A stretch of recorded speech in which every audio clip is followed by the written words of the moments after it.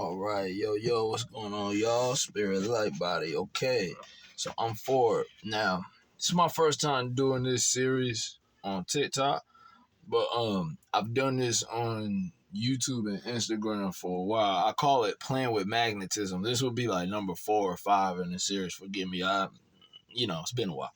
So everybody's seen this stuff here, right? I showed this on TikTok. You know what I'm saying? Magnetic levitation device, as you can see. That's inside of there, right? So it looks like it's levitating, but it's just sitting on top of this magnetic field. Like I was telling y'all, all these magnets have a field, right? And we can even measure this field. See what I'm saying? And I'm going to show you guys this, right? So as you can see, let me turn it to the magnetic field. So as you see right now, see how it's turning red? It's reading that, hey, there's a magnet here. And if you actually watch these numbers, when I move this magnet and I begin to move it, it causes fluctuation in the field, and that actually causes the meter to go up. And because now you're starting to measure the flux of the ether. Like these magnets, like they have their own field respectively, right? See what I'm saying? Like this little bar magnet here, right? See, it's got it, right? And if you can see the numbers, now see when I wave it, see how it went higher? And then when I wave it, it goes higher. That's because when I'm moving it, that's magnetic flux. And it's creating a fluctuation in the ether. And that's why when you're holding these magnets and you're feeling that fluctuation, that pull and retraction you feel, it's because of the poles, right? So they say attraction and repel, right? Or attraction and repulsion, excuse me. So what you'll find is that fluid, that feeling, that's the ether. See what I'm saying? That's the same fluid that electricity is, the same fluid that magnetism is. That's why when I'm moving these magnets, see what I'm saying? Yo, that's the ether right there. It's what's being fooled with. And it's only a few times you can see their ether, y'all. Like keep in mind, like when you see heat waves, like when you see gas being put, you see that gaseous wave. That's the ether. Make no mistake. So like how we talked about, the cosmos is the torus. So you're talking about this is the boom, the collapse. Now you going in. Now it's silent. See what I'm saying? And then boom. And then you're going through the expanse and the energy is busting and raining down. As it comes out, it collapses, coming out again. And so like you see this energy, it spirals. There's a pull and push, a compression, and a rarefaction.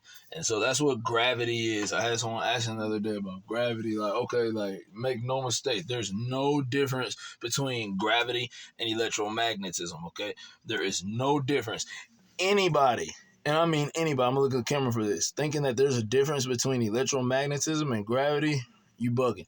So, at the end of the day, I'm saying that understanding gravity is like a compressional wave. See, you'll notice when you fool with these magnets enough, you'll notice that like, oh, okay, like this magnet, right, has this little magnet in its field. But when this one begins to interact, you see what I'm saying? Now it's a fluctuation and it changes. So now this magnet's pulling this in because it's more centripetal than the smaller field. It's got more pull to it. So that's why I said like understanding centripetal, which is pulling in energy. The energy's coming into the torus and then it goes out, centrifugal.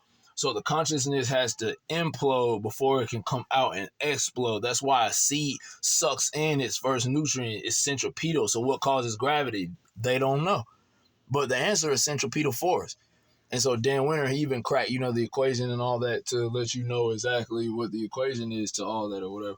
Not going to act like I got the equation, but it makes sense in the sense that understanding how magnetism really works. Holding this to my brother Seven Beaumont, rocking the cosmic clock right now, pulling in the energy again from the ether, the environment, just like my machine right here. So you know what I'm saying? It recharges the battery through non-destructive charge implosion or recursive capacitance. Recursive, the energy is constantly pulling in and it's beginning to recurse, and then it's starting to heterodyne, meaning that the waves are starting to multiply and implode, just like when a man and a woman come together and then they make a child. You see what I'm saying? Now the child has children, and that child has children. So the waves are expanding, they're adding and multiplying, right?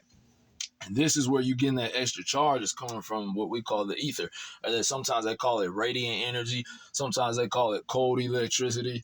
but it's all the same thing though. Like, and that's what I'm saying at the end of the day, like really understanding that, all right, this universe, just like this torus field right here, is made of one piece of metal. This one piece of metal makes this whole thing.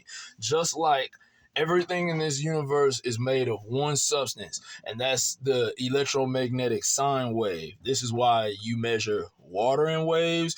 We measure electromagnetism in waves. Everything here, and a wave isn't a thing, guys. You have to understand that a wave is something that something does. So, I'll come back in further in the future. I don't really got a whole lot of time right now, but we'll be getting on, further into this, man. Spirit, light, body, y'all. Till I come forward, man. Hold